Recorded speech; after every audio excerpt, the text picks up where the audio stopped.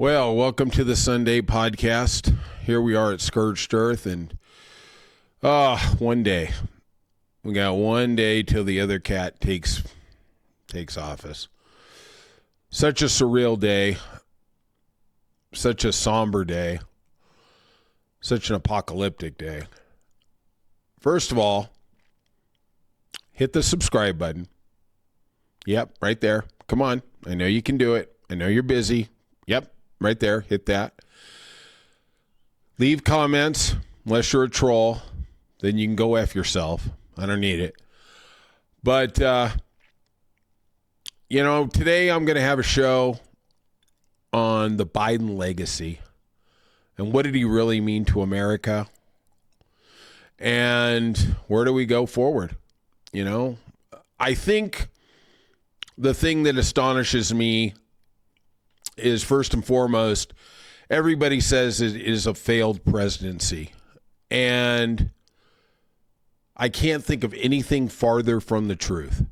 I think in 10 years, we're going to look back on this time and say he was one of the 20 best presidents who ever walked the face of this earth. Let's go back 4 years. One of the campaign slogans for Trump, for the Republicans, were, you were better off 4 years ago than you were today. And maybe there's some economic possibilities with that. I'm not really going to accede to that. But do you remember where you were 4 years ago, honestly? 4 years ago, our supermarkets looked like Beirut grocery stores. There was no toilet paper. There was no paper towels. There was no eggs. There was no hand sanitizer because Trump so thoroughly botched up the COVID pandemic. Now, to his accomplishment, he did get the vaccine through. Kudos. He did. Obviously, they had done research on previous COVIDs. That's why they were able to come up with it so quickly. But I got to give the devil his due. He got that vaccine. But he also lost 1.5 million people, citizens, brothers, sisters, moms, dads, mothers, sons, and daughters in this country because he botched that pandemic so catastrophically, so epically, denying for 6 months that it was even anything more than the flu. Remember the Kung flu? It's all going to go away. Every day it was going to go away. It was going to go away. Then it was all China's fault. Never took any responsibility. I'm going to start with what I think was maybe one of the greatest accomplishments is in 2 years, Joe Biden gave out 500 million vaccines free of charge to get the country back online, to get the country and the people healthy, the economy going again. We don't know what we don't know. But people watching this right now, there is somebody in your orbit who was saved because of that vaccine. You don't know who it was. Could have been your mom, could have been your dad. Like I said, you don't know what you don't know. But that 1.5 million, it wasn't herd immunity, that outlandish, stupid thing. I'm going to say retarded, yeah. Producer Stacy asked me not to use that word, but you know what? In this case, I'm going to use it. It was incredibly retarded that they thought herd immunity was what's going to stop the epidemic, the pandemic. No, it was the vaccine. That's it. Why do we not have 5,000 people a week dying? Well, because we have a vaccine. It's not where nobody's wearing a mask. Nobody's doing anything else. Just put it together. Use your brain. So I'm going to start with that. Joe did a lot of things. Obviously, you're going to deal with the inflation. I don't think in 2 years we're ever going to remember the inflation. But the pandemic changed things. A lot of people got laid off. Donald Trump was only one of two presidents with Coolidge who less people worked when he left office than when he started office. Massive unemployment, 14%. It was just incredible, the number of people who weren't working. Now, look, I understand there was a stimulus package. I understand they were doing, different things to placate it, but it was a recession/depression. And the only thing that saved it was because of economic measures that came out of the government. And I think that's what the government's for. I'm going to tell you right now, I'm not a Trump fan, but he deserves total credit for the $2.3 trillion, helping America. $2.3 trillion. Geez, are we ever going to see that thing again?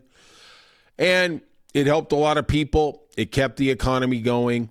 It helped businesses stay afloat.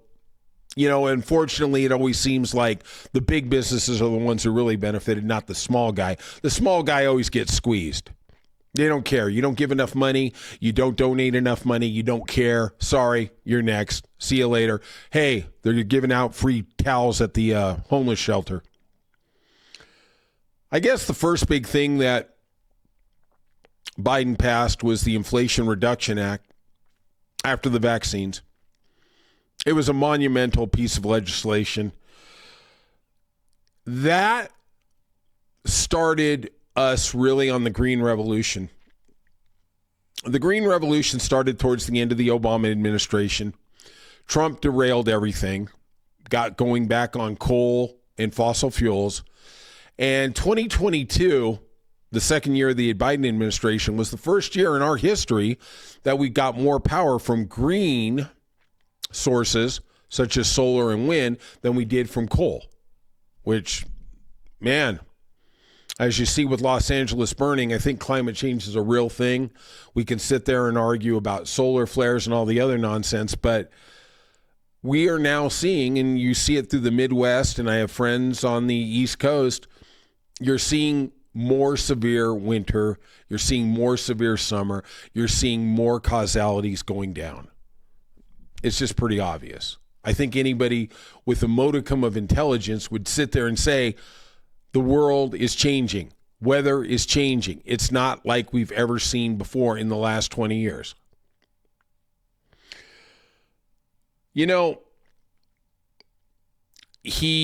One of the stalwarts of the Inflation Reduction Act was rebuilding bridges, roads, tunnels, basically the infrastructure, obviously, such as the name.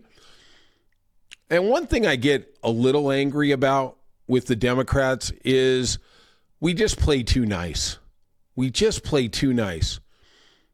I saw a statistic that 75% of the money from the Infrastructure Act went to Republican areas. Now, I think it's a legitimate hypothesis that those areas typically cost cut, budget cut their infrastructure a lot more than liberal New York, Massachusetts, Los Angeles, California do. We put maybe more money into education and infrastructure. Those other states are so concerned about cutting taxes that those are the first things on the chopping block. And maybe that's why they were in more dire need of it. But, we're talking about California right now, and the Republicans see a window to get in here and start moving up because the Democrats, because of the fires, basically, they see an open window here. And maybe they're going to take it, maybe they're not. But, I'll give you an example. North Carolina, just a great state, literally one of my favorite places in this world, is approximately 40% black, 45% black. Because of gerrymandering by the legislature, 12 of the 13 congressional districts are controlled by Republicans. Now, typically, the African-American population, 90 to 92% votes Democrat. You would think it would be 7-6, maybe 8-5, not 12-1. Gerrymandering is a tool. That's how they hold power. That's what it is. I don't understand why California isn't carving up these districts to keep our power. Why are we playing fair? I mean, really, we're coming in on the heels of an administration, Joe Biden, that tried to do things right. He upheld the rule of law. You know, I'm tired of the Democrats being the party that plays fair. And you know what? When we lose, we go over and we shake their hands. We show up at the inauguration. We laugh at their jokes. We hug. And then we go hiding in the cave for 4 years. You know, the Republicans, I don't agree with it, but they fought. They fought like hell. Even when they were wrong, even when they're lying, they're fighting. Why aren't we? Why don't we have that bone? You know, this whole hypothetical of the rule of law and the democracy, what is that? Honestly, it's only something that comes with power. If you have no power, you have nothing. And, you know, we're sitting here, and I agree that we're moving towards a tyrannical form of government. But at the end of the day, if we have no power, we have nothing to stop. The first thing we have to do is get in positions of power, be it in the House, be it in the Senate, the Supreme Court. That's a fantasy. We're so far down on that. It's like that team that used to play the Globetrotters. You know, they were down by 40 at halftime. It's like, yeah, okay, great. Go get the popcorn and head out to the car because this game's over. And more to that is something I'll always love Joe Biden for, that he did believe in the rule of law. Now, most people will talk about Donald Trump being convicted, multiple felonies, 34, I believe, in New York. And for people who may be a little vague, here's basically what he did. He had a piece of property, let's say it's $10 million. When it came time to pay taxes at the beginning of the year, he said the property was worth $2 million. And then later in the year, when he wanted to get a loan for the property, he said the property was worth $40 million. That's called fraud. If you or I did that with a home loan, we would be A, the loan would be rejected. B, there'd be criminal charges. Absolutely unequivocally. I know somebody that happened to. They tried to fudge on it. They tried to hide some things. Now, I'm not saying you're going to go to jail. I'm not saying you're going to Leavenworth, but there's going to be criminal sanctions. And that's what happened to Trump. Okay, he got convicted. People said it was a political thing, but you're telling me that's a political thing by the same administration that their Justice Department prosecuted the son of the president. Now, what did he get prosecuted for? Gun charges. The gun charges, there was two. Charge number one was Hunter Biden, and let's get this straight. That's the son nobody ever wanted, okay? But Joe lost his other sons. He lost his wife. That's all he had left. He does have another wife that he married. God bless her. She's a beautiful human being. But that's his son. That's his last living relative. This guy is a train wreck. This dude is Cousin Eddie from National Vacation.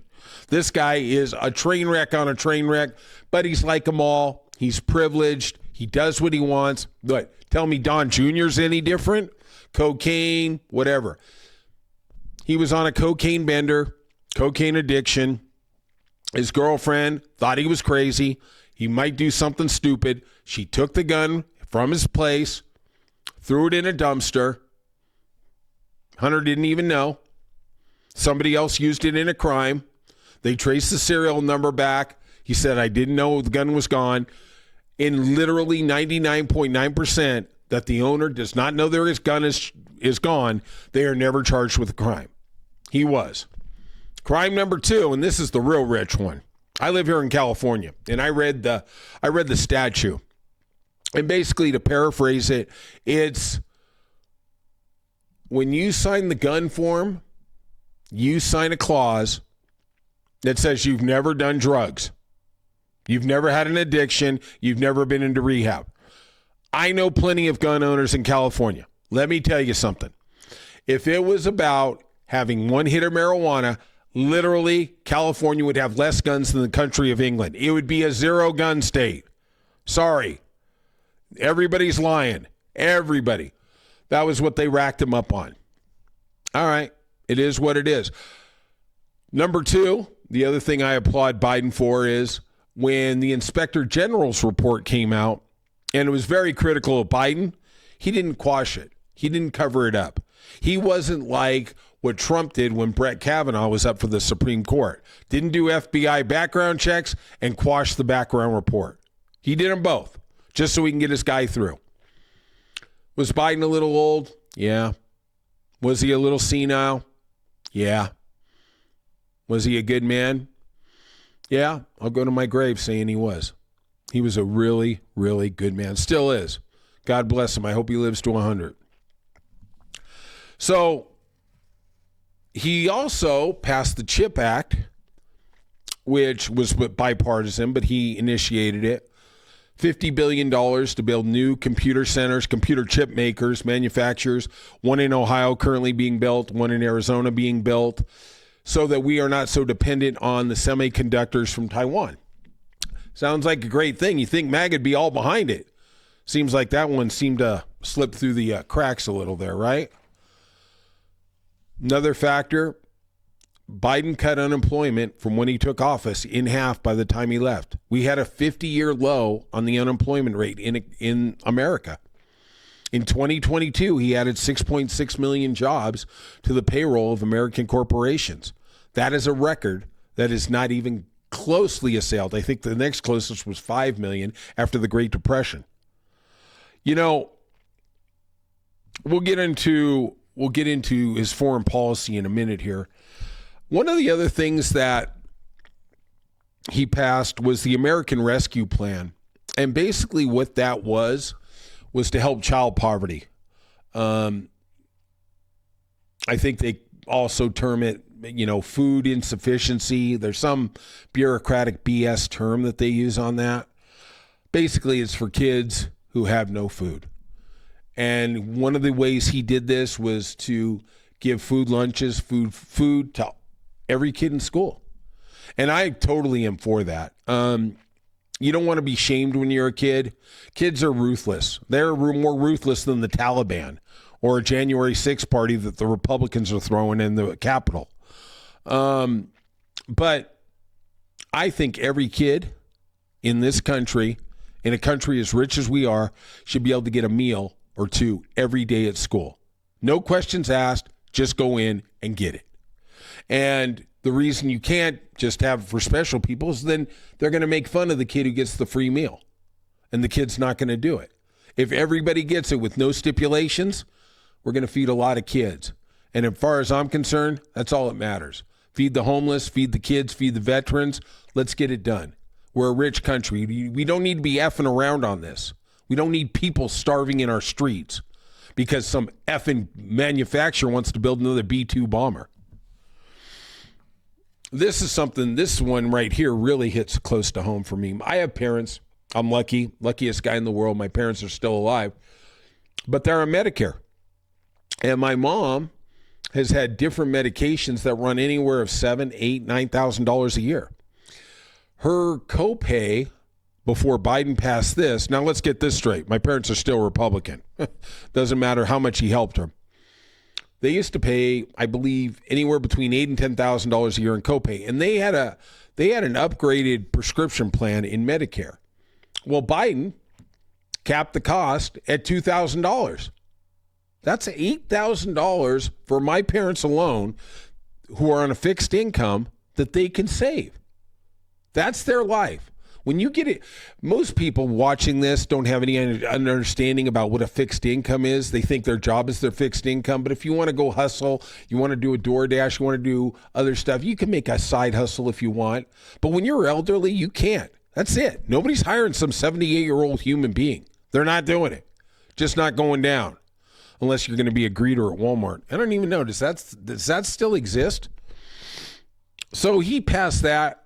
He also made competitive pricing for 15 drugs each year in the Medicare system, which is a good thing, instead of just doing what Big Pharma says. Because I got two words, F you, Big Pharma.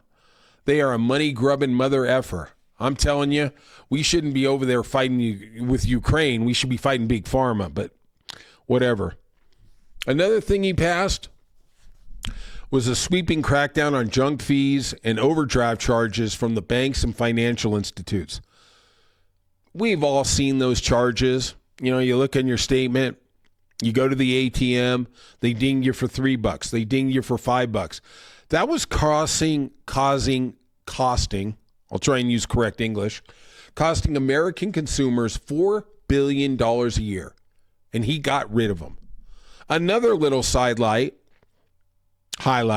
that I enjoy is he's now hold accountable these airlines for all these effing delays that they give you. They actually have 30 minutes or they got to refund your ticket and give you a new flight. Thank God. Because this is the time of year where we see in Charlotte, 200 flights delayed, Chicago, 180 flights delayed. And I've been in those things, and literally you're getting the middle finger from the ticket desk. Yeah, sorry. We'll get to you. Sorry. Good night. You know, quit treating us like we're just subservient pieces of... Stacy, I love you. Producer Stacy, I'm trying not to cuss. So, one of the other things that... the Inflation Reduction Act did was it spent $20 billion a year assisting American farmers to reduce their carbon emissions. Now, that doesn't sound like a lot, but they believe carbon emissions that came from farms are the second leading cause of carbon emissions. I'm getting repetitive here. Please be kind. Of anything next to basically cars and the automotive industry. And we reduced carbon emissions from the farming system 10% from 2022 to 2024. Now, that's a pretty astronomical reduction. You know, at the end of the day, I just look at it like this. You know, you look at $10 billion, you look at $20 billion, and that's a lot of money. I'm not saying it's not, but my gosh, what is that? 2 warships? You're telling me that we can have a chance to save the planet because we're going to give up 2 warships?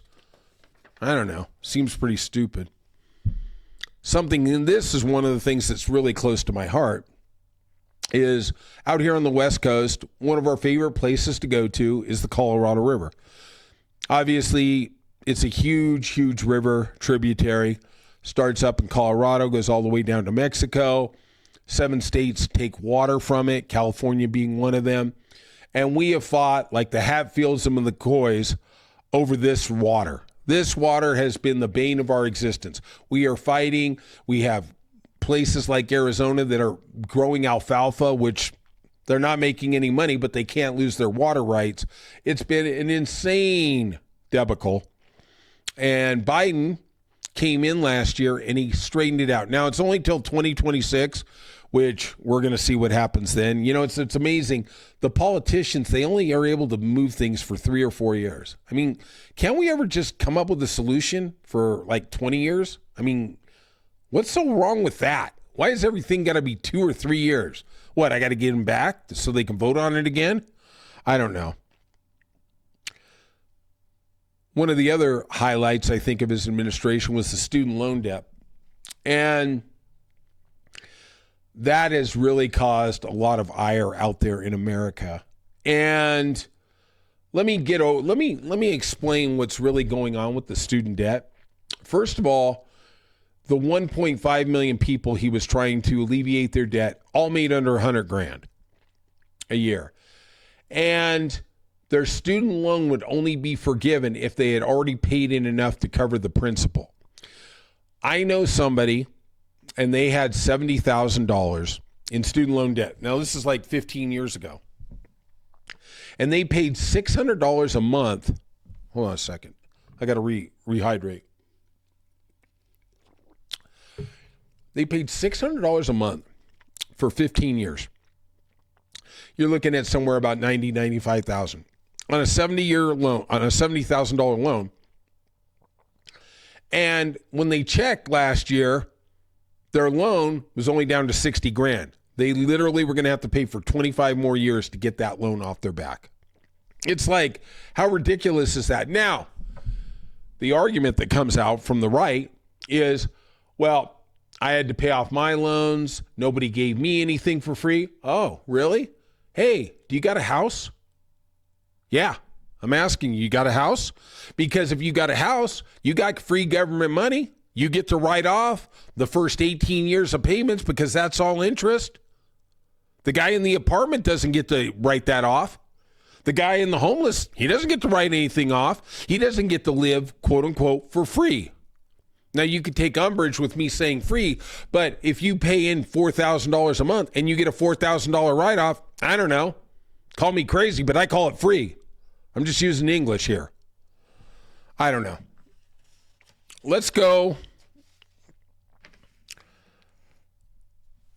The final part of the Inflation Reduction Act, which another really nice little thing. And I wonder, Biden had a press conference or an interview, I guess, the other day, and he said, I wish I would have championed more of my achievements. And there's truth there. There is, but it was a weird time. And when you do something good for people, they really don't appreciate it until that good is gone. And then they actually see what the reality is. I think that's just human nature. That's just what this is. And one of the things he did, and this has been one of my liberal rants forever, is the entire Fortune 500 was paying no federal tax.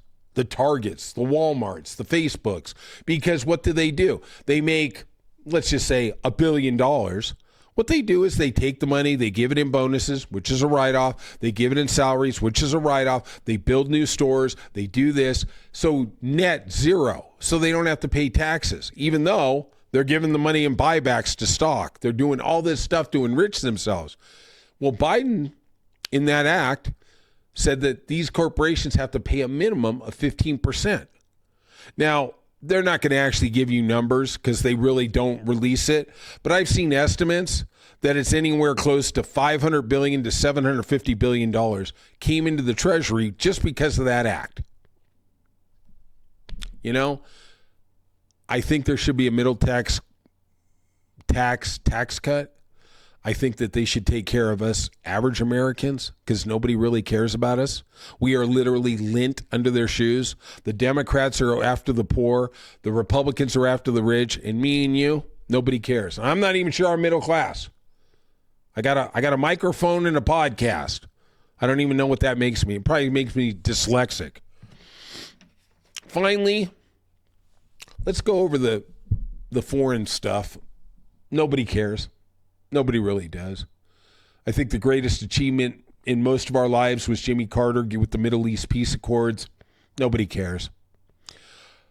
I will say this, that the triumphs that Biden has made on the foreign stage are amazing. Let's start with Afghanistan. He started the administration. 7 months later, he pulled out of Afghanistan. And we all know it was an S show. It was just, we have the visuals of people running after the planes, of trying to get out. We left stuff there, even though they couldn't use it.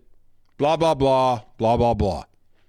Yeah, the visuals were terrible. They were. But at the end of the day, he got us out. Trump signed that agreement to get us out 2 years before he left office.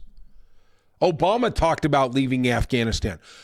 The political nature of it is, and this is Democrat and Republican, is everybody will sign everything. George Bush, I believe in 2007, said we're going to leave Iraq. He left that abortion to Obama. And at the end of the day, they have no problem signing stuff that somebody else has to deal with. And I will to the day I die, I am proud that he got us out of Afghanistan. It was terrible. It was bad. The visual was terrible. No argument. I will give you 100 kudos that you're right. But you know what? We didn't have any soldiers dying after August. We didn't have any diplomats getting kidnapped. Sorry, we didn't. Bottom line, do you see any death tolls from Afghanistan in the last 3 years? No, because we left. We didn't have any civilian contractors die. It's just a fact. Now, did he not publicize it? Nah, it's a tender spot. Number two, and this is going to be his greatest legacy, is supporting is supporting the Ukraine revolution, insurrection. No. They were invaded. They were invaded by Russia, and we supported them. And like I told you yesterday, I love Obama. Probably my favorite president. But he didn't support Crimea when Russia came knocking on the door. No, go ahead. Nothing to see here. Just go ahead and take whatever you want. Just turn the lights out when you leave. And they never left. It's like the in-laws who come to stay for Christmas. And at 4th of July, you're looking at your significant other going, when are they leaving? I don't know. You going to ask? No. Maybe we ought to just relocate. He supported the Ukrainians. And one thing we found out when we were growing up as kids, we were always told that the Russian army was big and bad, and we needed to keep going to stay ahead of the Russians. And we found out they were nothing more than Laurel and Hardy. They were literally the Keystone Cops. The MBS in Los Angeles could beat Russia in 5 days. We armed the Ukraine, and they took it to the Russians. I mean, they've taken it to them hard. And the thing that they have done, that we have done, is we wrote a check to destroy Russia. Russia is destroyed. They are literally like the chicken that's head got cut off. They're running around the yard. You still think they're alive, but eventually it's over. And the biggest example of that, the biggest proof to me is Syria. Russia needed Syria. They needed Syria. They backed Assad. They have supported Assad. They are all about Assad because they need the port. They need that launching vehicle into Africa. And when that revolution came up in 48 hours and overthrew Assad, Russia said, hey, do you mind if we keep our tanks here? Well, thanks. They didn't care. They had no military might because it has all been wiped out. And I am telling you that Russian economy is toast. It is done. It is toast. And the only reason Putin is supporting Trump is he's hoping these sanctions get reversed. I am telling you the greatest political flow the United States has ever had is literally walking on fumes. It is over. Their military is over. They are toast. And as far as I'm concerned, when this all turns, we're going to see what Trump does. He's probably not going to support Ukraine, but I have faith that the rest of NATO will. We're going to turn on Russia, and we're going to end them. So in closing, you know, Joe, I really, really appreciate what you did for America. I appreciated that you're a good man. I do appreciate, though I don't agree with, that you're going to Trump's inauguration, that you're going to shake his hand, and you're going to ask him to do the best for America. I may not agree with Trump, but I want to believe he wants America to be the best it can be. And we shall see. All right, tomorrow, I'm bringing out the barrels, and it will be Trump's inauguration. I will see you then. Peace out.